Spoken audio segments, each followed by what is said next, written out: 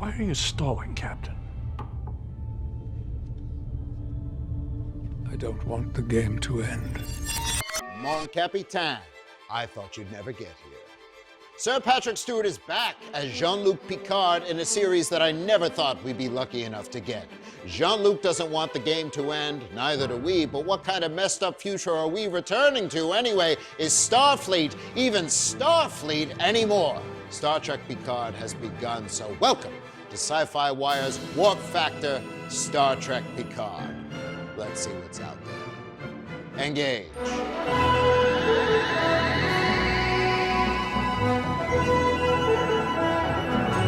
Prepare for a mission briefing, a rundown of all the major events of this episode. All crew to spoiler stations because we're about to go full Kaczynski with spoilers. If you haven't watched the episode, spoiler shields up. The premiere is titled Remembrance, which is most fitting. Picard dreams of Data, Brent Spiner, before the nightmares of his past come back to haunt him. Retired Admiral Jean-Luc Picard, 20 years after the events of Star Trek Nemesis, now lives on Chateau Picard with 2 Romulan assistants, and he never gives interviews about why he left Starfleet. Until now. After he left the Enterprise to lead a massive armada meant to help displaced Romulans following the destruction of Romulus, an attack by rogue synthetics on Mars led Starfleet to ban all synthetic life forms and end any attempts to help the Romulans. Admiral Picard considered this to be downright criminal and says it was no longer Starfleet. He puts everyone on blast for ignoring their history, and rightfully so.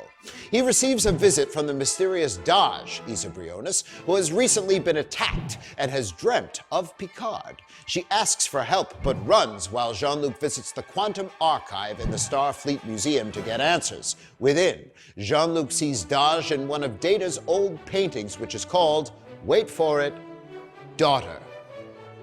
Daj returns to Picard, who is willing to do whatever he can to help her. He is convinced she is somehow synthetic and that the fantastic feats she's pulling off are the result of the first attack, which acted as a positronic alarm bell. We've all been there. Jean-Luc is going to do right by her because she needs help and because a legend never leaves the fight.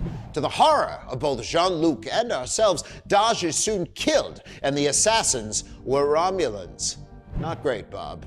A visit to synthetics expert Dr. Agnes Girardi, Alison Pill, uncovers even more layers. Good old Commander Bruce Maddox, from days of TNG past, was Girardi's mentor and found a way to reproduce data using a single positronic neuron. Girardi and Picard realized that an essence of data could still exist within a flesh and blood synthetic, possibly with Data's actual memories intact. Maddox succeeded, and he created Daj based off of the image in Data's painting. Also, Maddox always intended to create these synthetics in pairs. Daj has a twin out there somewhere. Where exactly? Well, she's at the Romulan Reclamation Site, and her name is Soji. She becomes fast friends with the Romulan Narek, Harry Treadaway, who says that he himself used to have a twin. We slowly pull back and then realize that this Romulan reclamation site is actually a Borg cube and is swarming with Romulan ships. What's the deal? But the real question is, how far into the pullback reveal did you realize what you were going to see? Some of us, me, called it pretty early. Yes, I'm bragging. Everyone here was really impressed, except not really. No, but I called it first, Dave, so shut up. Shut the mouth, all right?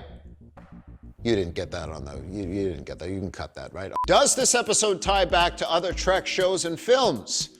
Does Riker flirt with his trombone when no one else is looking? Yes, and probably yes. Come on. Let's take a look at all of the Trek references within the episode, some that were subtle and some that came right in our faces at Warp 13. We saw the full picture. So, Kath, his eyes uncovered. Get it? Yeah, sure you do. You're watching this, you get it. Right from the start, we open with the song Blue Skies, Sorry Worf, which directly references Data and Star Trek Nemesis. Picard's first dream takes place in 10 Forward on the classic Enterprise D. Picard plays poker with Data, a TNG standby, and Data wears an old Nemesis-era uniform. Speaking of fashion, both Data and Picard are later seen in classic TNG-era uniforms, complete with TNG-era comm badges. Romulus being destroyed by a supernova in the 2009 J.J. Abrams movie is a big deal here, as is the attack by rogue synths on Mars, which we see in the Short Treks episode Children of Mars. The Romulans are grateful for Picard trying to help them, some of them anyway, as evidenced by his Romulan assistants Laris, Orla Brady, and Jaban, Jamie McShane, who also recently featured in the comic tie-in Star Trek Picard Countdown. Oh, it's all right, number one. Picard has named his dog Number One, which was always his nickname for Will Riker. Is Will Riker actually a dog? Now, is the dog Will Riker? Probably not, but also maybe we'll see. Chateau Picard was seen in the TNG Season 4 episode Family, as well as Season 7's All Good Things. And though we heard that Picard's brother and nephew died in a fire in Star Trek Generations, the vines themselves on Chateau Picard still stand proud. Data's sacrifice at the end of Star Trek Nemesis is mentioned and is not undone, and we also see the disassembled B4, also from that movie, and Dr. Jurati makes it clear that B4 is not of the same quality as Data. We're not surprised.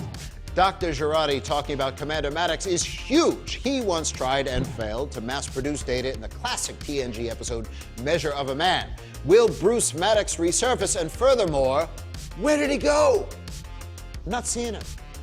He apparently also found a way to finally give Data the daughters that Data always wanted, a Data desire which featured notably in the TNG classic The Offspring. Maddox must have skulked around Data's paintings too. How long have you been a stalker, Bruce Maddox? Yeah, it should also be noted that Data learned to paint in the first place during TNG, and he learned from Geordi LaForge. A blind man taught this android how to paint. How beautiful was that? The often referenced Utopia Planitia shipyards was destroyed in the Mars attack, and Dr. Jurati is based at the Daystrom Institute, which is also always referenced but never visited. Not anymore! We finally see at least one branch of Daystrom, and it's located in Okinawa. Curious that Jurati's section of Daystrom is studying AI, as the founder of that entire place created a rogue AI which wrought havoc in the original series episode The Ultimate Computer. Composer Jeff Russo uses familiar musical motifs all over the place, including Jerry Goldsmith's motion picture theme, which became the TNG main theme, some OG Alexander Courage jams, and something similar to the Romulan motif from the original series, which comes blaring out at the end, rather ostentatiously, I might add. Also of note, pretty much everything in Picard's vault in the Quantum Archives. Models of both the Enterprise D and E, a model of the Stargazer, this one not painted yellow, and a model of the Enterprise E's Captain's Yacht, a Klingon Batleth and a Daktag, possibly relics from his time spent as the Arbiter of Succession, can be seen, as can a volume of Shakespeare. Hanging most proudly is the Captain Picard Day banner from TNG's The Pegasus, a holiday that Trek fans have come to celebrate in real life every June 16th. Also, that Borg cube, with some kind of extreme Romulan home makeover going on, that's a pretty big reference. For even more connections and surprises, check out the feature article Canonitated Picard Episode 1 on SYFYWIRE.com. Want even more background on everything contained in this episode? Go back to the Academy and check out the TNG episodes Measure of a Man from Season 2, The Offspring from Season 3, as well as the films Star Trek Nemesis and the 2009 Star Trek. Tea, Earl Grey, decaf. Earl Grey never fails, even though Jean-Luc has switched to decaf. And Star Trek never ceases to provide us with classic quotes. There are a lot of them in this episode, and thankfully, I don't have to pick just one. Yeah, you do. Well, I do? Why? When did that change? No, this sucks. Well, can I say the entire interview sequence? No. Oh, screw you, Dave. Not good enough, damn it. Not good enough. Fine, if I had to choose just one line, if I had to, phaser set to kill to my head, it would be Picard saying, I haven't been living. I've been waiting to die. The line and Sir Patrick's delivery of it hit me pretty hard. Earl Grey never fails, even if it is decaf. What might the future bring for Star Trek Picard?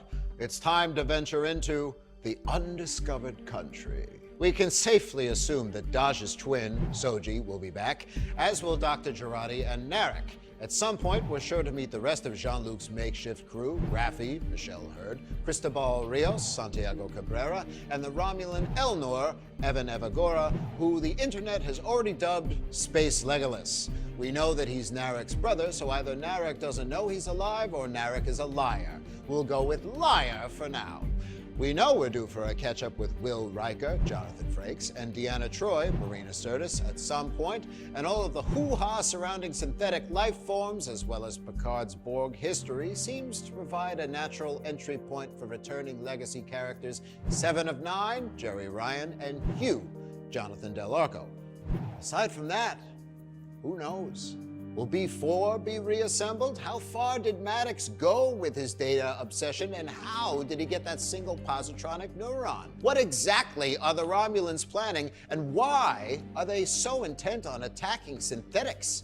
Is Daj's history even real? How far has Starfleet fallen in its ideals, and is Jean-Luc going to be able to get them back on track? Might Picard also be secretly experiencing the early symptoms of aromatic syndrome? Oh, we hope not. Most importantly of all, what other legacy characters may show up to join the party? If I am being completely selfish, and I am going to be, then I demand the return of Dr. Beverly Crusher, the one true love of Jean-Luc's life. Sorry to Donna Murphy and sorry to that Scottish candle, but these two belong together. The line must be drawn here. I want it, I need it, and I will have it. Bring back Gates McFadden, she was already on the red carpet for the premiere, and give us the Picard-Beverly love story that has always been teased but never fulfilled. Make it so, show! I'm not gonna give this up either. I'll chase it round the moons of Nibia and round the Antares maelstrom and round perdition's flames before I give it up. Make it so. Also, we were going to ask that they bring in Guinan, but then Patrick Stewart personally asked Whoopi Goldberg live on air to appear in season 2, and she accepted. She'll have some useful advice on how to fight Borgified militant Romulans who like to hunt synthetic children, and Sir Patrick and Alex Kurtzman have made it so. We'll be next. The holographic doctor, Quark, Jake Sisko, as Catherine Janeway would say, do it. Our hailing frequencies are open, so reach out to us via the comments to tell us what you thought about this episode, what connections we may have missed, and also answer our poll for this week, which you can find on Twitter. Did Admiral Picard make the right choice in leaving Starfleet when he did, or should he have stayed to fix what had gone wrong? Let us know. Also keep in mind that I've already made my mind up about the answer, and to quote Captain Benjamin Lafayette Sisko, I'm never wrong. Shut up, Dave. I said what I said. That's all for now. But we'll be back next week for the second episode of Star Trek Picard, and we're going to see what this Galaxy-class YouTube series can do. Be sure to like, subscribe, and take a look at all of our Picard coverage. Look for us there on that point of light. You can also look for us on SYFYWire.com. That might be the better bet. Blue skies smiling at me. Nothing but blue skies do I see. Sorry, Worf.